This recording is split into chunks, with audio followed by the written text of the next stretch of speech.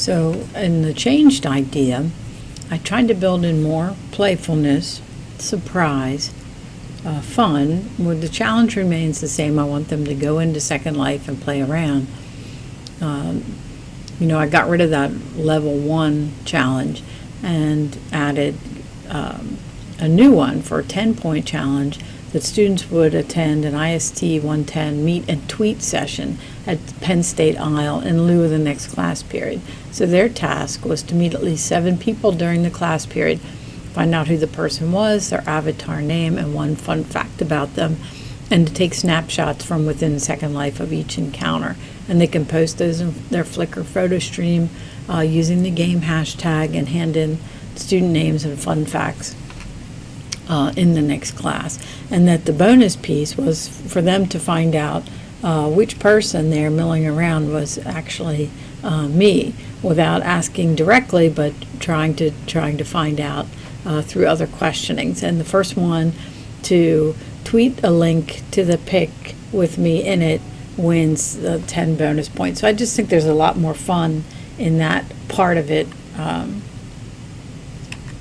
And so at the end of the day, I think the most important insight for me was just how simple the gamification of our existing ideas can be. So we already spend a lot of time thinking about activities for the classroom, but we can gamify those and maybe build in a little bit more fun and enthusiasm by, having that challenging problem-solving aspect, but adding surprises and making it more playful from those play examples and using some of James Gee's learning principles to go from just an activity to something that's more game-like.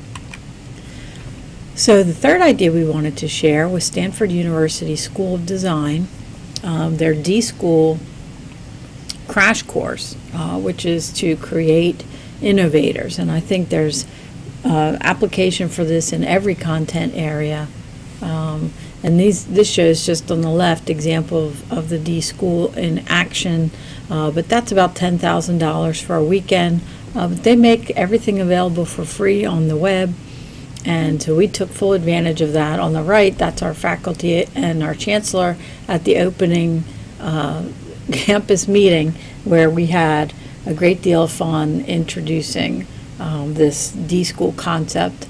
And so it's a series of rapid cycles of conversations in a pair to work through their process, which is to empathize, define, ideate, prototype, and test, with biases towards certain mindsets, towards action, collaboration, human values, mindful of process, working towards a solution, and a bias towards showing rather than tell. And so they give you the video, they give you the handout, and you've got an instant activity. We used it in a summer pilot. We used it for faculty orientation. We used it in a contemporary business skills course. We used it in an English Lit course. And I'm just going to show you a brief example of what the video looks like. And so they've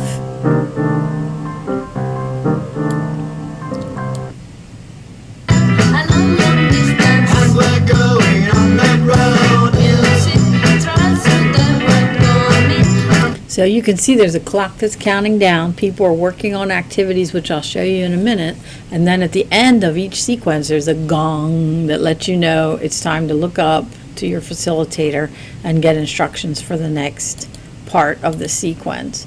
And so here's a little bit from the handout that they give you. You start with that empathy segment, talking to your partner about, now their program has you redesign the gift giving experience. We just tailored that for whatever class we were doing. They used it for team brainstorming for their video project.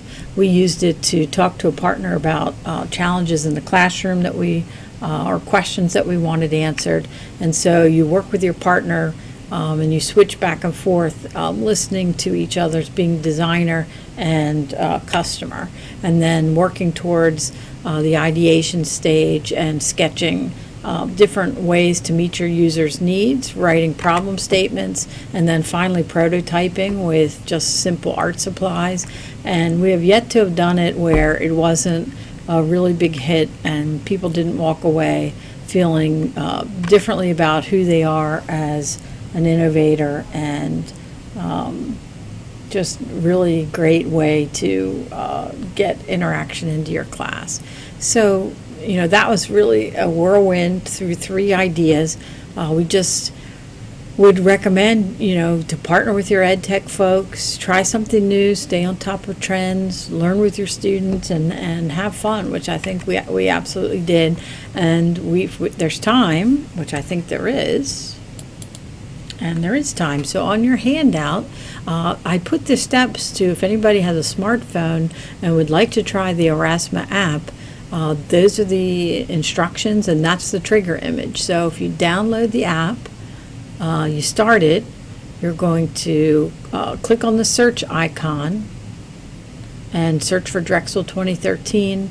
You're going to follow that channel, and then you're going to click on the brackets icon at the bottom of the pop-up box, and then your camera will be ready to focus on the trigger image. You'll hold it there steady until you see the swirling purple circles, and then you should be able to hear the video play. So if you're interested in any of these ideas that you've seen today, certainly the model's simple enough that it could be done in any class. Feel free to call myself or contact Samir, and we'd be happy to talk to you more about it. And are there any questions?